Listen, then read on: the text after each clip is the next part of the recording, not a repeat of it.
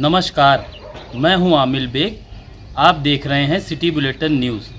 पेश हैं आज के प्रमुख समाचार। सावन के दूसरे सोमवार पर आज बड़ी संख्या में कांवड़िये अयोध्या पहुंचे।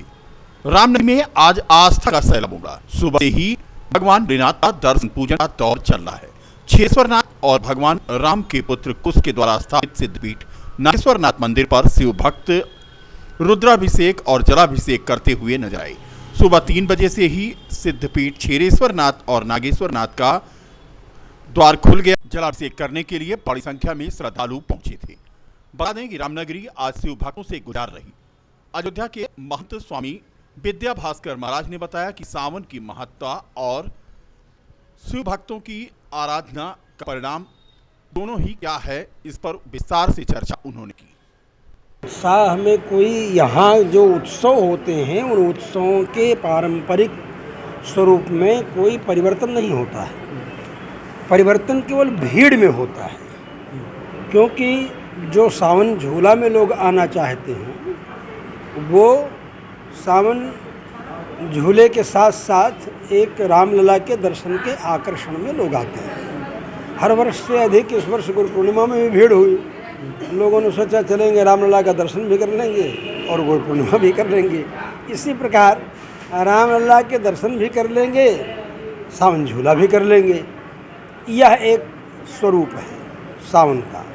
सावन में प्रकृति जो है अपनी नवीनता की तरफ अग्रसर होती है। जेठ में दाहन हो चुका रहता है, सावन भादों में प्लावन होता है, दाह के बाद जुड़वाने का काम होता है और उसके बाद अंकुर निकलते हैं, हरियाली आती है, चारों तरफ हरियाली रहती है। मतलब एक नवजीवन का अगर महीना कहा जाए तो सावन है। बड़े बड़े ऋषि महर्षि जो समाधि लगाने वाले होते हैं वो सावन के महीने में समाधि लगाते हैं। अधिकांश हमारे दादा गुरु पूज्यपाद त्रिदंडी स्वामी जी महाराज समाधि लगाते थे तो प्रायः सावन के ही महीने में, जो बीच में आप चित्र देख रहे हैं, वो सावन के महीने में समाधि लगाते थे। तो सावन में स्वाभाविक रूप से, अगर हिंदी में सावन का, वैसे तो श्रावण कहते हैं, श्रवण से श्रावण होता है, तो हिंदी में श्रावण कहते हैं। श्रवण नक्षत्र पूर्णिमा की तिथि को जब आएगा तो उस महीने को श्रावण कहेंगे। हम लोगों का कोई ऐसा नहीं है कि 14 जनवरी को मकर संक्रांति लोग घोषित किए हैं, लेकिन कभी 15 जनवरी को ही पड़ जाती है, कभी 16 जनवरी को ही पड़ जाती है। अभी 2-3 सालों में आपने अनुभव किया होगा। लेकिन हमारे यहाँ अगर श्रावण है महीना तो श्रावण की पूर्णिमा को श्रवण नक्षत्र रहेगा।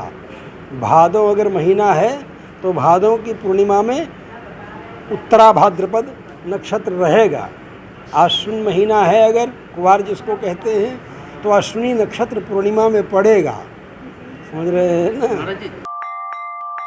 सवेरा परिवार की तरफ से सरयू नदी उस पार स्थित एक होटल में निरंतर 11 वर्ष सामूहिक पार्थिव पूजन का भव्य दिव्य आयोजन किया गया।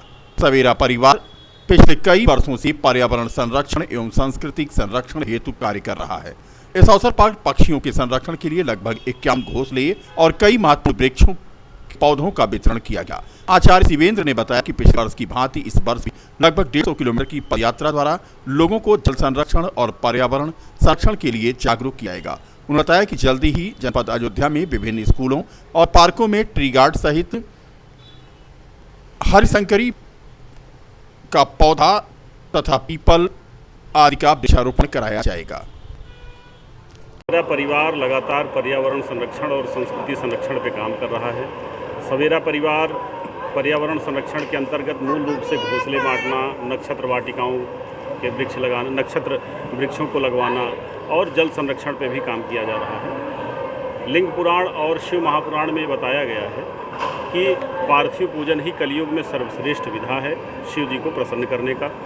मिट्टी से शंकर भगवान को बनाया जाना और शंकर भगवान को बना करके उनका अभिषेक करना, इसी को पार्थिव पूजन कहा जाता है। कलयुग में पार्थिव पूजन के द्वारा भोग मोक्ष सब कुछ पाया जा सकता है। पुत्र के साथ साथ लक्ष्मी, जो भी आप पाना चाहें, यहाँ तक कि शिव पुराण में लिखा गया कि मारण मोहन उच्चाटन तक पार्थिव पूजन से किया जा सकता है। तो ये एक ऐसी विधा है जो बहुत से लोग नहीं जानते हैं। तो सवेरा परिवार लोगों में जागरूकता चला रहा है कि लोग इसको जानें और साथ में पर्यावरण का भी संरक्षण करें। इस संदर्भ में भी हम लोग जागरूक कर रहे हैं। ज़्यादातर स्थानीय लोग ही रहते हैं, बाहर से बिहार से नैतिक जागरण मंच के लोग आए हैं, लखनऊ से कुछ आए हैं, क्योंकि सवेरा परिवार का विस्तार यहाँ से लेकर के उड़ीसा कलकत्ता तक है, बिहार में भी कई क्षेत्रों में है, तो कुछ जगहों से लोग आते हैं और मुख्य अतिथियों के रूप में भी कई सम्मानित जन आए। उन सभी का हृदय से आभार। जो भी भक्त इस पूजन में रहे उनका भी हृदय से आभार। मूल उद्देश्य है कि लोग पर्यावरण का संरक्षण करें, क्योंकि पक्षी हैं तभी हम हैं। अगर पक्षी विलुप्त हो जाएंगे तो मानव जीवन की कल्पना नहीं की जा सकती है। और साथ में अपनी संस्कृति, जो सनातन संस्कृति है, उसको भी लोग जानें। यह हम सभी का उद्देश्य है। आचार्य शिवेंद्र।